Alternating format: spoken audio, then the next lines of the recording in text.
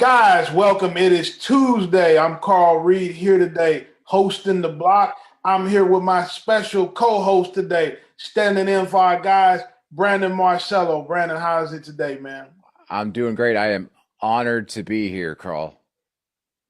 We guys make sure that you like, subscribe, share our show, and we want to get into some of the biggest stories in college football today. Brandon, right off the top, what's the first thing we have on the menu?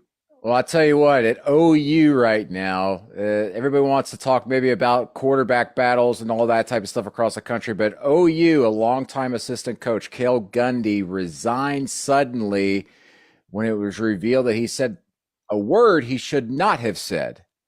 And in fact, later came out, Brent Venables, the head coach at OU, saying he said a racially charged word multiple times, something that he should never say, something no one should ever say. Kale Gundy saying that he read it, a notes from a player's notebook aloud to, I guess, the class to hear, so to speak. Said he had no reason for doing so, doesn't excuse it, and it would be best for him to resign. But the fallout from this has been very interesting, Carl, because you've got Gundy's family members weighing in on Twitter, former players coming out in support of Coach Gundy, and then also Brent Venables releasing not one, but two different statements trying to clarify exactly what happened and making it a point to say that he said this word multiple times. Very interesting situation there in Norman for a coach, as I said, that has been in Norman for quite some time as a fixture there. You know, as I look at the situation, I'm not surprised that his daughter made the tweet. And I'm not surprised by that. When you've been at a place as long as he's been and the emotional tie to it, anytime somebody's emotions are involved or a human being, you have the chance that things like this will happen. I know that tweet was later deleted. Coach Venables has made two statements on this. In the second statement, he was a little more direct on how he felt like things should happen.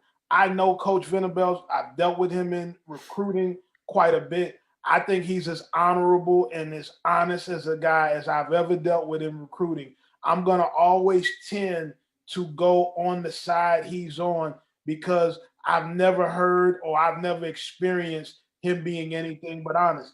I do think when you have the history that Gundy has had at the University of Oklahoma, the players that he's coached, the guys that are coming out and speaking on on his behalf, I do believe that he has a great history there and he's treated and done right by a bunch of people. But we are in a society today where you cannot run away from saying what he said, especially saying it multiple times, whether it was you saying it, whether you read about it, whether you read it out of a player's notebook. There has to be some kind of judgment on yourself that comes in before you do that.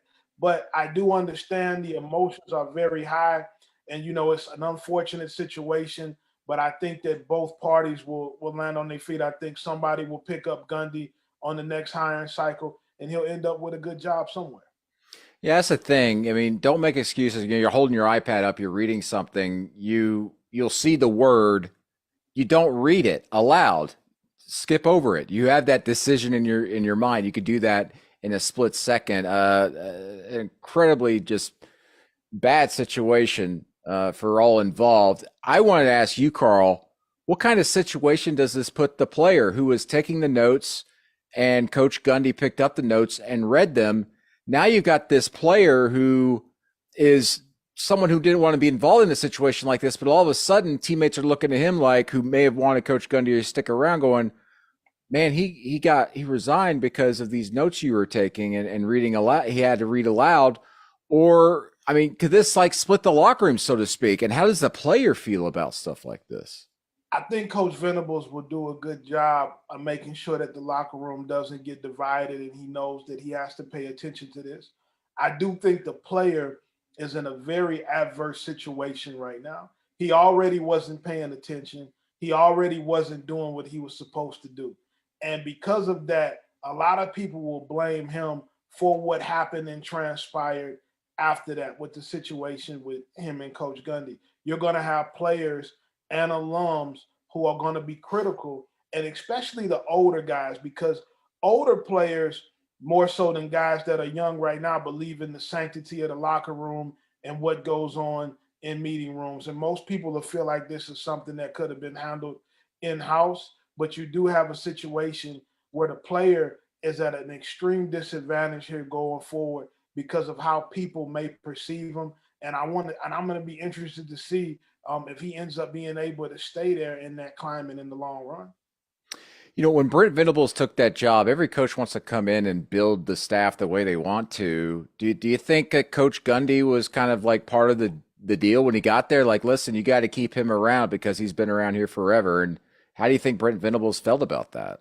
Well, Brent Venables, they've worked together before. You got to remember Brent Venables was there for a long time with Coach Stoops as well. I know that there was a couple of guys that stayed on staff.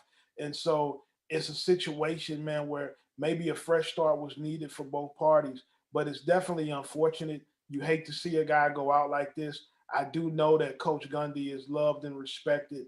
And in the future, we hope that we don't have an issue like this again. So how does it affect the receiver room, not just from necessarily we're talking about locker room attitude and everything, but just coaching them up right now? You know, they're promoting an analyst in an interim role. I mean, you can't really go out and hire someone. You're only a few weeks from the season. How's this affect things, especially early in the season, you think? Well, having Jeff Lebby as the offensive coordinator and coming in and putting in the new system, I think that everybody's still on stable ground because everybody's learning something new. It's not like they're continuing to do the same things that they've done in the past. He's going to bring that Baylor style offense in. LaDainian is coming in, and I think he's going to do a great job working with the young receivers. Coach Venables has given him the job on an interim basis. So we're going to get to see if he can hold on to it, if he does a good enough job. I think how well he recruits is going to also come into whether he's able to keep the job or not, because Brent Venables is a monster on the recruiting trail, and he's going to want guys who can recruit in a high level as well. But I think that they're going to be okay. I think Gundy was a guy who was really revered as a recruiter in a lot of areas too. So that's going to be the biggest gap in seeing if that can be filled by the guys that are taking over for him. But I do think that Oklahoma is going to be fine at the receiver position still. All right, Carl. This is what I've been looking forward to all day, this next segment, because I'm going to be on fire. Are you ready? I'm ready. Okay. Because I've got some very scorching hot takes, some really ridiculous ones, some of which you got to get a sneak peek at, and you said you couldn't wait to really lambast me here. So I'll start with maybe an easy one for me right now. So I think everybody just wants to think Ohio State is just going to run away with the Big Ten. They're going to go in the playoff. It's Ohio State and Alabama for the national championship. I think there's a team out there in the Big Ten that will challenge them this season, and I don't think it's Michigan. I think it's Penn State. And why? Not necessarily because of their offense. Listen, Penn State returns 7 starters offensively. Sean Clifford's back at quarterback. To me, Clifford's the type of guy that he gets you through what you got to get through, right? Last season, he was injured in that Iowa game. I think if he stays healthy in that game, they beat Iowa, and that season looks completely different for them. They lose Dotson at receiver, yes, but they'll be all right. Defensively, though, is the key for me with Penn State. I think their secondary is the best potentially in the Big Ten and will match up much better against Ohio State's explosive receivers and that incredible passing game than anybody else in the conference. Does that mean Penn State upsets Ohio State? Probably not, but they are the biggest threat, I think, to the Buckeyes in the Big Ten this season, and I don't think enough people are talking about it, Carl. When I was in the pre-production meeting with you this morning and we were going over some of these takes you had, I didn't know whether to make a bet with you and take your money or have you drug tested immediately. All right. And so when I look at this first thing that you're saying right here about the Penn State defense, Penn State hired Manny Diaz to be the defensive coordinator, correct? Yes. I love him. I want you to name me a dominant Manny Diaz defense. I remember when he got hired at Texas. I remember when he was at Mississippi State. I'm waiting on you to. I'm still waiting to see. Everybody says that he is a top tier defensive coordinator. Did you just see the Miami Hurricanes play the past several years? I'm waiting on how.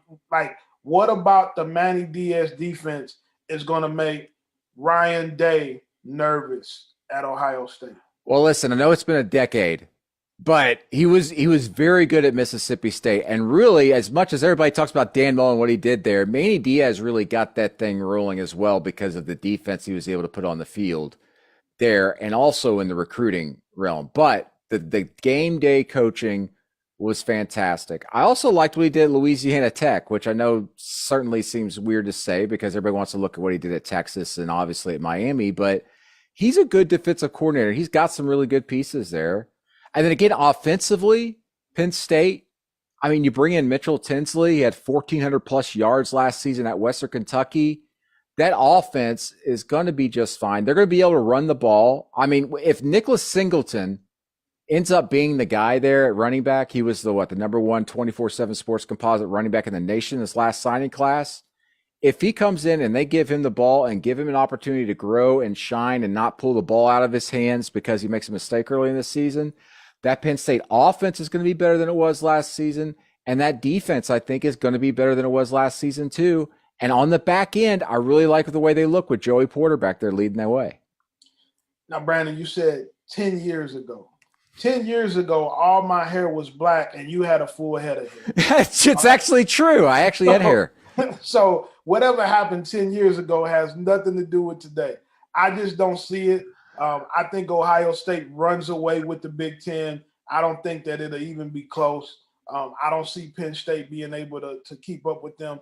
I've been waiting for them for years to take the next step. I've been waiting to see that, Manny Diaz is the second coming of Buddy Ryan. And we just haven't seen those things yet. And so, hey, man, I think I would have beat you in that bet. And yes. I think you would have failed the drug test in round one. Maybe both. Why not both? Does Penn State win 10 games this year? No. Okay. All right. Sure enough. All right. Speaking of 10 wins, how about this? Tell me how crazy I am about this. I call it my Power T parlay, all right? Tennessee and Texas both win 10 games this season. Let's consider, obviously, their history. Texas is back, maybe not. We've heard that several times the past 5-6 years. Tennessee last year, surprising some, winning 7 games, going to a bowl game. Great offense coming back. Both teams, though, winning 10 games in the same season, that hasn't happened since 2007. Listen to this. Tennessee hasn't won 10 games in a season only once in the last 17 years. Texas has won 10 games once out of the last 12 years. Of course, 2009, they went to the national championship game. So why am I thinking this? Texas's schedule is pretty favorable in consideration of the talent they've got there, in my opinion. If they want to be 10-2, which I think is very doable for Texas, they have to beat OU, which is obviously a tall task, but I like it much better this season. And to me, if they do that, 11-1 actually looks like a pretty good bet to me. Get Baylor at home to end the season. Toughest games, of course, are Bama, Red River, and at Oklahoma State. Listen, they're going to lose to Bama, but you mean to tell me Oklahoma State, everything they lost defensively, Jim Knowles is gone, that they can't go to OSU and win? I like Texas's schedule. I think Texas is going to win 10 games this season with all that talent they've got offensively. They got to be more physical in the trenches. I think they will. Obviously, they're going to maybe count on 1 or 2 true freshmen on that offensive line, but that'll be okay. They'll grow through the season. Tennessee's road, a little bit more difficult, but I think it's doable in the SEC East. Tennessee's got to beat Florida and Jacksonville on September 24th, along with these 3 road wins to get to 10 wins, all right? They got to beat Pitt on the road in week 2. They got to beat LSU in Baton Rouge, which is crazy. And then week 5, they got to go on the road to South Carolina and beat South Carolina. So Tennessee, much more difficult road, but it's doable. Listen, Tennessee's offense was the fastest in the country last season, averaging nearly 3 plays per minute. That defense is what held them back. They were pretty good until they got to third down. They were one of the worst third down defenses in the country, ranking 101st nationally. If they can just improve that a little bit, this is a team that could compete and maybe get to a 10-win plateau in Knoxville this season. Quarterback Hendon Hooker, the most potent quarterback in the SEC, set records last year for the Vols, only threw 3 interceptions. They've got the pieces offensively. Just got word today that former Clemson running back Lynn J. Dixon has been cleared by the NCAA to be immediately eligible. Things are falling in place finally for Tennessee and Texas. Listen, Carl, Texas and Tennessee are back. I don't even know where to start. When you say that a team is good on defense, but they're just not good on third downs, that's like saying, hey, a guy's would score a lot of points in a basketball game if he could just make his layups. So, when I hear that, that's just a preposterous statement to me. Tennessee and Texas have the craziest fan bases in the country. We've never seen anything like it. 100,000 people at every Tennessee game screaming Rocky Top, win, lose, or draw. They single-handedly made sure that Greg Schiano didn't get the job a few years back. They'd probably be winning 10 games a year, though, if they would have let Greg Schiano coach their football team. All right, but that's another story for another day. Every year we hear about the University of Texas. Everybody loves Texas. They got the best high school football in the country. Yada yee, yada yo. We hear the same thing every year. Texas lost to Kansas a year ago. And I can't get past that, right? Now, hopefully Quinn Ewers does come in and does this big deal on offense. But regardless of what anybody thinks, you need dominant defensive play to win big at the major college football level. You need a great defense. And I'm not sure if Tennessee or Texas is going to be great on the defensive side of the ball. Josh Heupel and Steve Sarkisian can score points with anybody, against anybody. They're phenomenal offensive coaches. They have great systems, but they still have work to do to build those defensive units to where they can compete at the highest level. Texas has a little easier schedule, but the last time I checked, Tennessee still does play in the SEC, and they have a very loaded schedule. I don't see it for either program. I definitely don't see it for the University of Tennessee, but I do think that both programs are moving in the right direction, Brandon.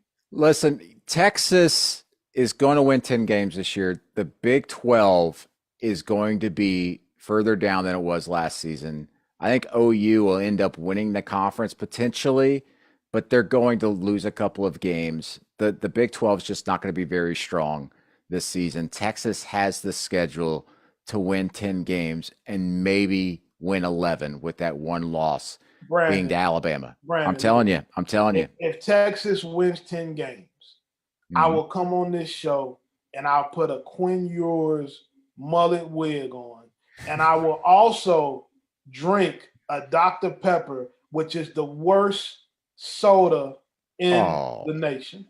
Are you kidding me? Dr. Pepper is the worst drink in the country. It might be second worst, only the root beer. All right. I will drink that on this show if the University of Texas wins 10 games. Those are the only 2 drinks in my refrigerator. I'm not kidding you. Dr. Pepper cream soda, by the way, is the best, and A&W root beer. I'm so what I found out about you today then is that not only should I bet you and take your money, I might need to take you for a drug test, and you drink the worst 2 sodas ever invented, root beer and Dr. Pepper. You think you know a guy, man. You think you know a guy. Well, listen, I've got my taste, you have your taste, and obviously you have no taste. All right, moving on. The Arkansas Razorbacks, my Arkansas Razorbacks, I went to school there. Listen, a lot of high hopes for them this season after what they did last year. An incredible job by Sam Pittman. Going into this year, KJ Jefferson, quarterback there. A lot of people saying he is a Heisman dark horse. Incredible quarterback, big, physical, could take over a game. Watch that Ole Miss game last year. I know it was a loss by the Razorbacks, but boy, was he phenomenal in that matchup. You get Drew Sanders in, the transfer linebacker from Alabama, big, long, rangy, fits into that Barry Odom style of defense that loves to cover a lot of ground and play some three-man fronts. But the Razorbacks lose Traylon Burks, an All-American type receiver, was their number one guy by far, and might end up actually be the best receiver in Arkansas history. Having said all that, they've got some good pieces coming back. A lot of people think they're going to win 9 games this year, potentially, after winning 8 last year in the regular season. But I'm telling you, the people I've talked to close to that program tell me to pump the brakes a little bit. They're still trying to figure out some things, especially in the trenches right now on the offensive line. Defensively, they feel like they're going to be better along the defensive front and be able to get some pressure, but they feel like that offense is going to take a little bit of a step back because of Traylon Burks being gone. I'm not so high on the Hogs as I was after last season. I think maybe they get to a 7-win season, but I don't see them challenging in the SEC West and maybe getting to 9 wins like a lot of people think, Carl. Well, as long as Alabama's in the SEC West, I don't see them challenging for the SEC West championship either. I think obviously that runs through Alabama. The University of Arkansas, when I hear that they may be having troubles on the offensive line, I just believe in Sam Pittman so much. He's been the best offensive line coach in the country for decades. I mean, he is the guy. So I think as long as Sam Pittman goes down to those O-line indies and meetings, he's going to solve any problem that the offensive line can have. Arkansas has the tough SEC West schedule, but Auburn is down. LSU is down. Mississippi State, they never up, all right? And then you got Ole Miss still trying to figure out their quarterback situation. It's primed for Arkansas to win 9 games, I think. I think Cincinnati is a game that they have to win to open up the season. Yes. South Carolina is a 50-50 game. I'm going to go with the Razorbacks winning 9 games. I like it. I'm going with the Razorbacks. Barry Odom is one of the top defensive coordinators in college football. He's going to bring pressure from everywhere. I got the Razorbacks winning 9 games this season for sure. I think that schedule's just too tough. I don't think they get to 9 wins. Maybe it's 7, but I do think that offense is going to take a step back because of Traylon Burks not being there. And I agree with you on Barry Odom. Listen, this past offseason, keeping Barry Odom and Kendall Briles on staff was one of the unsung stories of the offseason. Both of them could have left for practically any job. And keeping them there not only provides some consistency, but it kept 2 of the better assistant coaches in the game at Arkansas. And also, you lose either one of them, you would almost have to change your offense or your defense overnight with a new coordinator because of what they do is so different from a lot of other folks, especially Kendall Briles on offense. So that's great news for Arkansas, but that schedule is just really, really difficult. Also, okay, moving forward here quickly.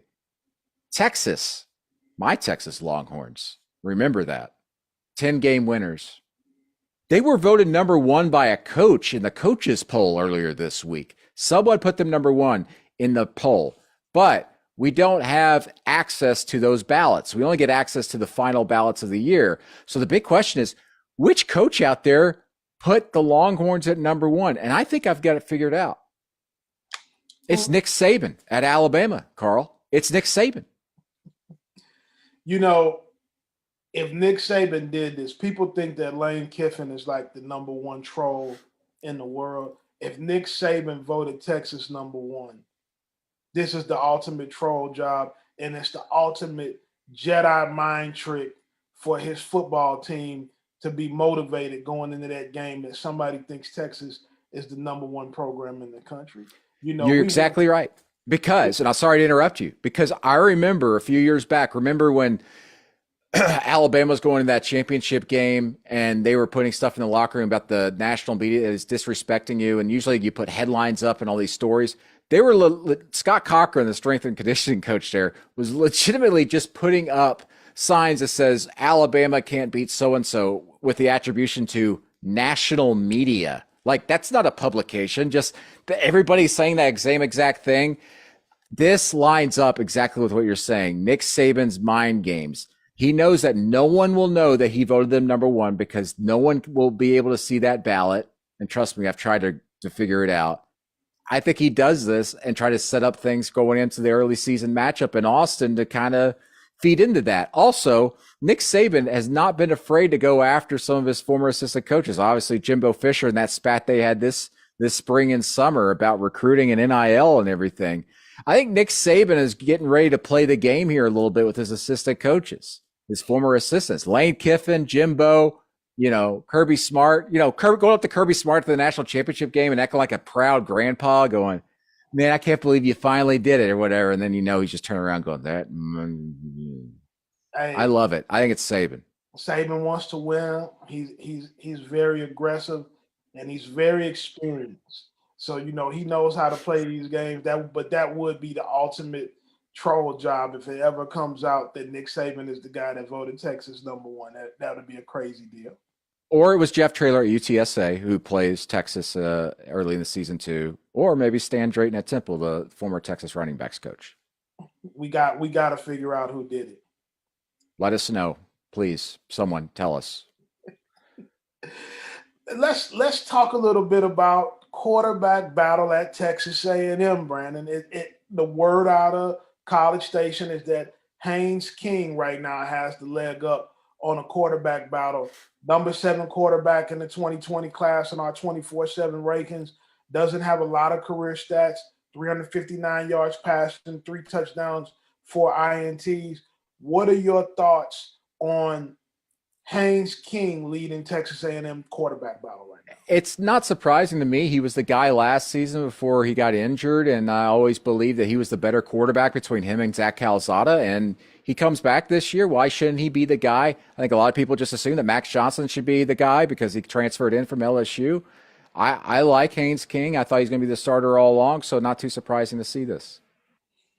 Oregon teammates right now raving about Justin Flo. He can do some crazy things on the field that I've never seen before, is what Noah Sewell is saying. What are your thoughts right now on Justin Flo? That's great to hear because he has been injured the last couple of years, foot injury bothering him. And listen, he was a number 1 linebacker in the class of 2020, the top 247. He's only played 75 career snaps. He is a monster. They need some extra pass rush there. I love hearing that. Let's see it. Let's see him out there. Get it done, buddy. He's got Dan Lanning. He's got Tosh LaPoy there. 2 elite defensive coaches, guys who got a lot of guys playing at a high level at that position. I'm interested to see his production this year. Now, something that's going to throw a lot of people because you don't talk about this position much when you talk about this program. The wide receiver room at Wisconsin, people say it's improving. We know Wisconsin is a run-dominant offense, but there is improving play in the wide receiver room. What are our thoughts on the Wisconsin wide receivers right now, Brandon?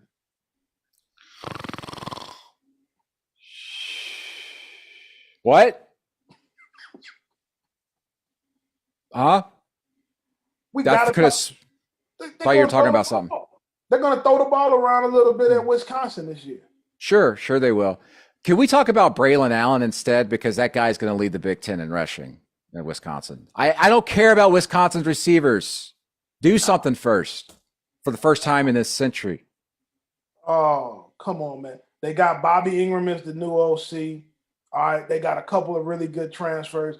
They got some young kids coming in. We got to give Wisconsin, in order for them to be able to win in the Big Ten, the high-level games, they got to be able to loosen up that box some in the passing game. Have to be able to do it.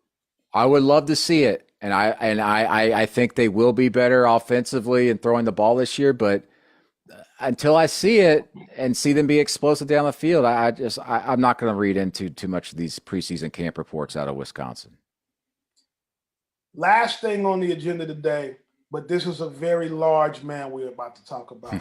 Miami defensive lineman transfer from the University of Maryland. Daryl Jackson is killing it so far in camp at the University of Miami. 22 tackles last year for Maryland. He was an 88 transfer rating in our 24/7 transfer rankings. What are your thoughts right now on Daryl Jackson coming out of University of Miami? As you said, huge man. Miami did a great job in the transfer portal this offseason, as we know. They brought in 5 defensive linemen. I love Kevin Steele, the defensive coordinator there. Veteran. I covered him when I was at Auburn. That guy gets the most out of his players, especially out of the defensive fronts.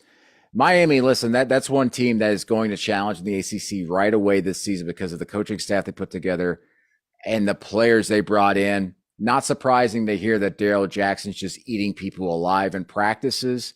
I can't wait to see what this defense looks like when they get on the field in the opener. He's been talked about a lot. It's a lot of NFL scouts who have been buzzing about Daryl Jackson.